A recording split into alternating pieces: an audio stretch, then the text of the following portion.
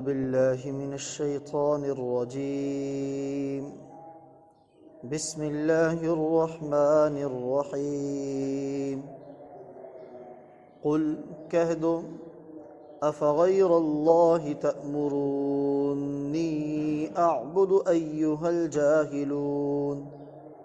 کیا پھر بھی اے جاہلو تم مجھ سے کہتے ہو کہ اللہ کے سوا کسی اور کی عبادت کروں؟ وَلَقَدْ أُوحِيَ إِلَيْكَ وَإِلَى الَّذِينَ مِن قَبْلِكَ،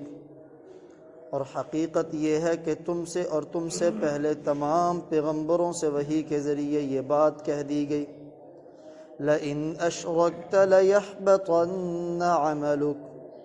اگر تم نے شرک کا ارتکاب کیا تو تمہارا کیا کرایا سب ضائع ہو جائے گا، وَلَتَكُونَنَّ مِنَ الْخَاسِرِينَ، اور تم یقینی طور پر سخت نقصان اٹھانے والوں میں شامل ہو جاؤ گے۔ بَلِ اللَّهَ فَاعْبُدْ،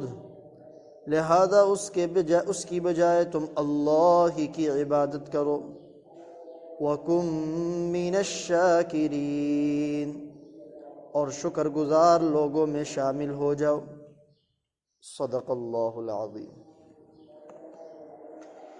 ان آیات مبارکہ میں آپ صلی اللہ علیہ وآلہ وسلم کو یہ بات سمجھائی جا رہی ہے، اور آپ کے ذریعے پوری امت کو، کہ شرک یہ انسان کے سارے اعمال کو ضائع کر دیتا ہے۔ پچھلی آیات میں جب توحید اور قدرت کے دلائل کو آسان فہم انداز میں بیان کر دیا گیا تو فرمایا اس کے بعد بھی جو اللہ کو چھوڑ کر جس کے پاس ہر چیز کا اختیار ہے، جو ہر ایک کو پیدا کرنے والا ہے اور سب کا نگہبان ہے، ان تین صفات کو ہم نے پڑھا کہ پیدا کرنے والا بھی سب کو اللہ ہے، صرف پیدا کرنے والا نہیں، وکیل وہ سب کا نگہبان بھی ہے، صرف نگہبان نہیں، لہو مقالید السماوات والارض، آسمانوں زمین کے خزانوں کی کنجیوں کا مالک ہے، یعنی سارے اختیارات اس کے پاس ہیں۔ تو جس ذات کے پاس سب اختیارات ہوں، وہ سب کی نگہبان ہو، سب کی خالق ہو، اس ذات کو چھوڑ کر تم ایسی مورتیوں، پتھر سے تراشے ہوئے بتوں جو نہ خالق ہیں، نہ نگہبان ہیں، اور نہ ہی کسی نفع نقصان کا اختیار رکھتے ہیں، ان کے سامنے سر کو جھکاؤ تو یہ سب سے بڑی جہالت ہے۔ چنانچہ فرمایا آپ ان سے کہیں، چونکہ وہ آپ کو بھی دعوت دیتے تھے کہ اس طرح کریں، آپ ہمارے معبودوں کی عبادت کر لیں، ہم آپ کے معبود کی عبادت کر لیں گے۔ تو فرمایا کہ تم انہیں واضح اعلان میں کہو، اے جاہلو، کہ تم مجھے حکم کرتے ہو کہ میں اللہ کے غیر کی عبادت کروں، حالانکہ اللہ تعالیٰ کا فیصلہ یہ ہے، اللہ فرماتے ہیں کہ آپ کو بھی وحی کے ذریعے یہ پیغام دیا گیا،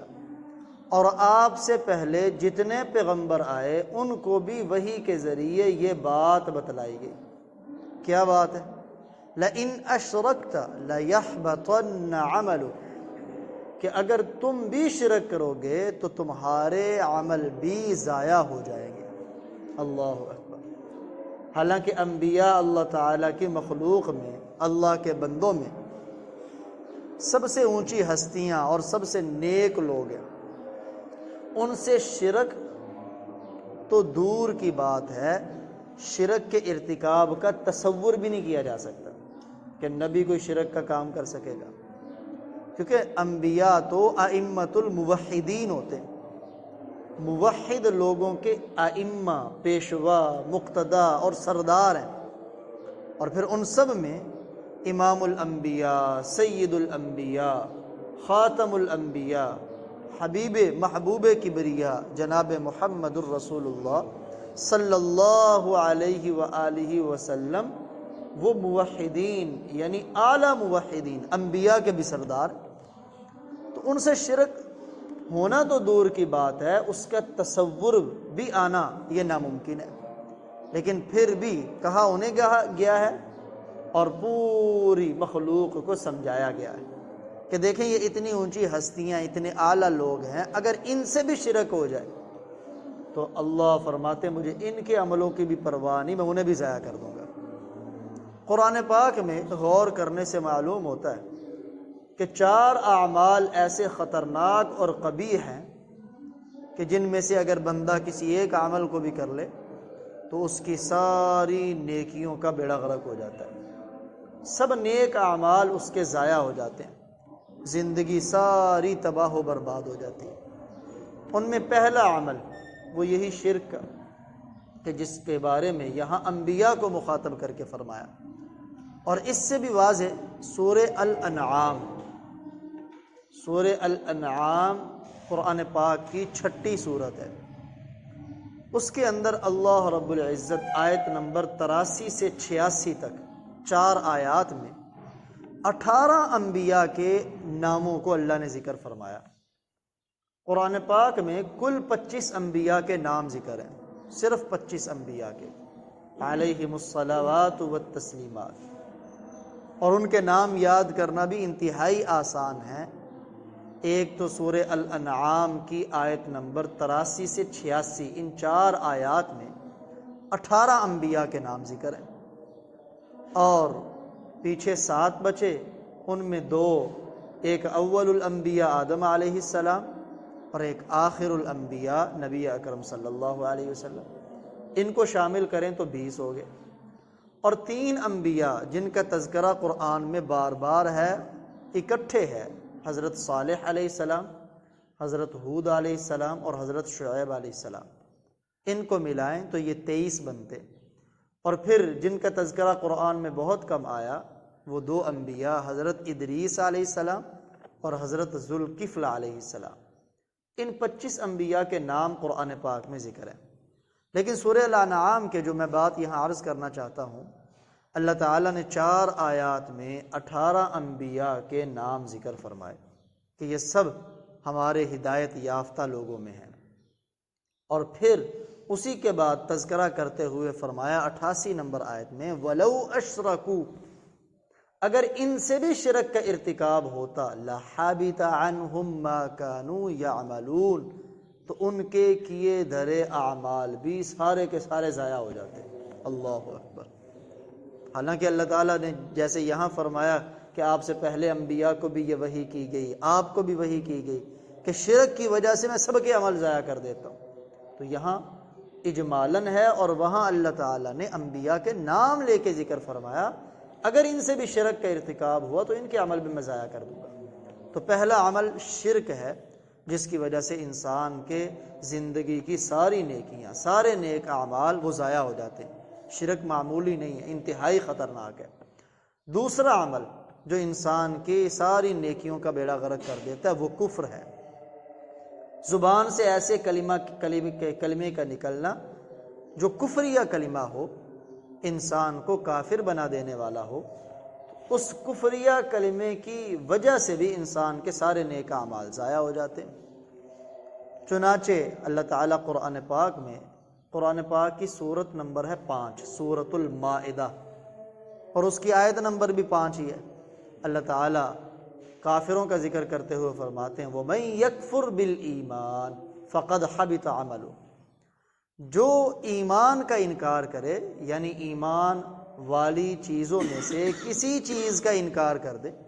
وہ چیزیں جن پر ایمان لانا ضروری ہے ان میں سے کسی چیز کا انکار کر دے، فقد حبط عملہ، پس تحقیق اس کا عمل ضائع ہو گیا۔ مثال کے طور پر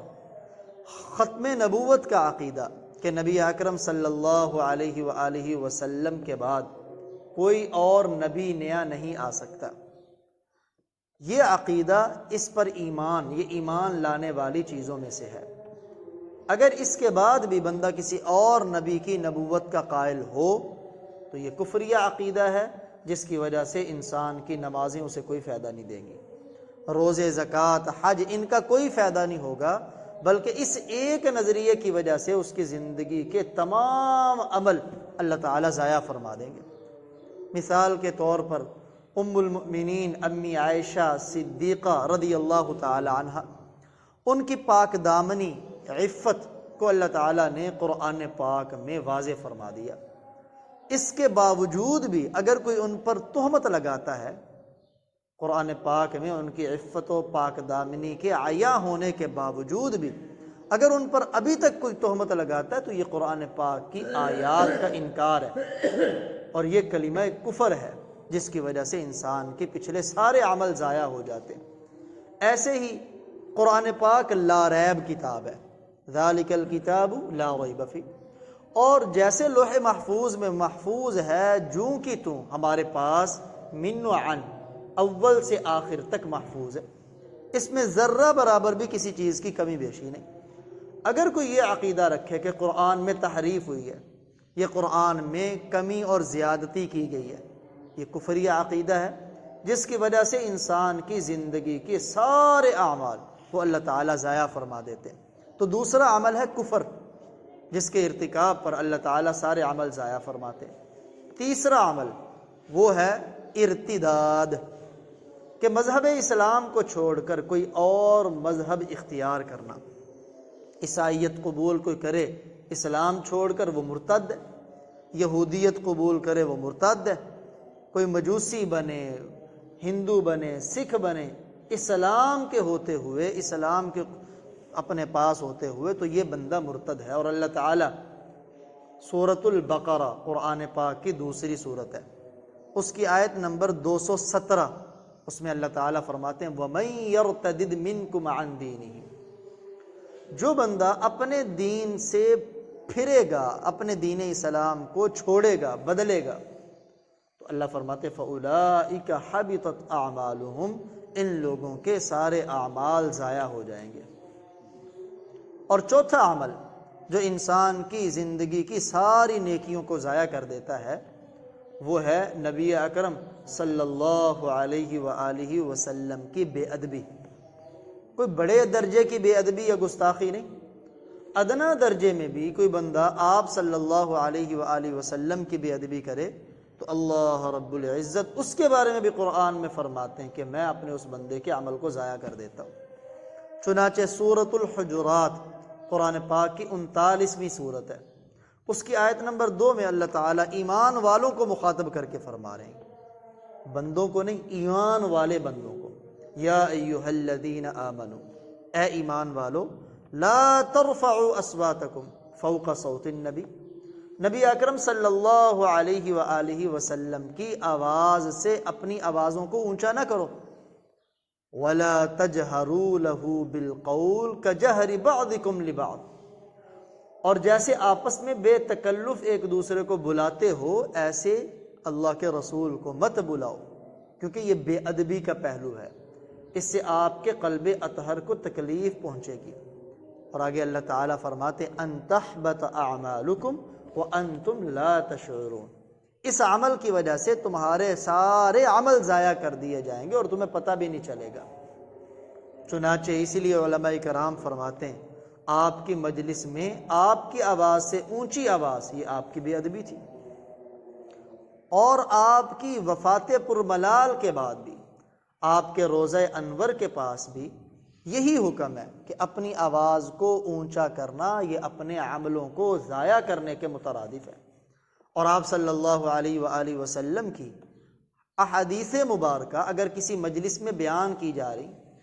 تو اس مجلس کے اندر بھی اپنی آوازوں کو اونچا کرنا علماء نے اس کو بھی بے ادبی میں شامل فرمایا ہے۔ بہرکیف یہ 4 اعمال قرآن پاک میں اللہ تعالیٰ نے ایسے بیان فرمائے ہیں جو انسان کی زندگی کی پچھلی ساری نیکیوں کو ضائع کر دیتے ہیں۔ اور کچھ عمل وہ ہیں کہ جو اگر عمل کے اندر کیے جائیں تو وہ عمل خود ضائع ہوتا ہے، باقی اعمال کے ضائع کرنے کا سبب نہیں بنتا۔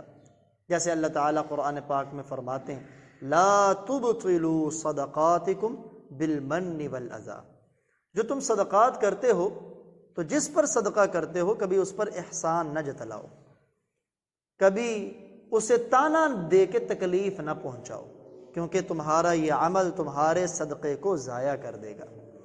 اور ایک اور عمل جسے دکھلاوا کہتے ہیں، جسے شرک خفی اور شرک اصغر کہا گیا، تو اگر کوئی بندہ عمل دکھلاوے کے لیے کرے، جیسے آج کل کرونا وائرس کی وجہ سے معاشی تنگی کے اندر لوگ مبتلا ہیں، اور لوگ راشن پانی کوئی دیکھا دیکھی، کوئی خوف خدائی میں، کوئی انسانیت کے درد میں معاشرے میں تقسیم کر رہے ہیں۔ لیکن عجیب حال یہ ہے کچھ لوگوں کا کہ 100، 150، 200 روپے کا شاپر دے کے جب تک کہ سیلفی نہ بنائیں اور اس کو میڈیا پہ پرچار نہ کریں، اس وقت تک وہ صدقہ دینے کو تیار نہیں۔ کیا فائدہ دے گا ایسا صدقہ کہ جس میں ایک غریب کی غربت کا مذاق اڑایا جا رہا ہو، سفید پوشوں کی سفید پوشی سے چادریں اتاری جا رہی ہیں اور معاشرے میں ذلیل و رسوا انہیں کیا جا رہا ہو۔ تو ریاکاری سے کیا جانے والا عمل بذات خود نیک عمل بننے کے انسان کے لیے وبال بن جائے گا۔ تو اللہ فرما رہے ہیں لئن اشرکت، اگر آپ سے شرک کا ارتکاب ہوا، یہ خطاب آپ کو ہے، سمجھایا ساری امت کو ہے، تو پھر آپ کے عمل بھی ضائع ہو جائیں گے۔ حالانکہ پیارے نبی کے اعمال کتنے اونچے، تو امت کو سمجھایا اگر نبی کی شان یہ ہے، اس کے باوجود شرک کو اللہ ان سے بھی برداشت نہیں کرتا، تو باقیوں سے کیسے برداشت ہوگا؟ وَلَتَكُونَنَّ مِنَ الْخَاسِرِينَ، اور آپ یقینی طور پر سخت نقصان اٹھانے والوں میں شامل ہو جائے گے۔ بل اللہ فاعبد، بلکہ آپ اللہ ہی کی عبادت کریں، وَكُم مِّنَ الشَّاكِرِينَ، اور اللہ کے شکر گزار بندوں میں شامل ہو جائیں۔ اللہ ہمیں بھی اپنے شکر گزار بندوں میں شامل فرمائے۔ الحمدللہ رب العالمین، والصلاة والسلام علی اشرف الانبیاء والمرسلین۔ ربنا ظلمنا انفسنا وان لم تغفر لنا وترحمنا لنكونن من الخاسرين۔ اللهم اغفر لنا ذنوبنا وكفر عنا سيئاتنا وتوفنا مع الابرار۔ اللهم ارفع عنا البلاء والوباء۔ یا اللہ اس کرونا کی وبا سے ساری امت کو نجات عطا فرما۔ یا اللہ جو بیمار ہیں انہیں شفاء کامل عاجل عطا فرما۔ جو اس وبا میں ایمان والے دنیا سے چلے گئے ان کی شہادتوں کو قبول فرما۔ یا اللہ امت ساری پریشان ہے، معاشی طور پر بھی، حالات کے طور پر بھی۔ اے پیارے مولا ہمارے اعمال کو اور کوتاہیوں کو نہ دیکھ، اپنی رحم و کرم والا معاملہ فرما اور امت کو اس وبا سے نجات عطا فرما۔ جملہ امتحانوں سے یا اللہ ہمیں محفوظ فرما، ہم آزمائشوں کے قابل نہیں، اے پیارے مولا ہمیں آزمائشوں سے بچا، ہماری دعائیں اپنے فضل و کرم سے قبول فرما۔ وصلی اللہ تعالی علی خیر خلقہ محمد وعلی آلہ وصحبہ اجمعین۔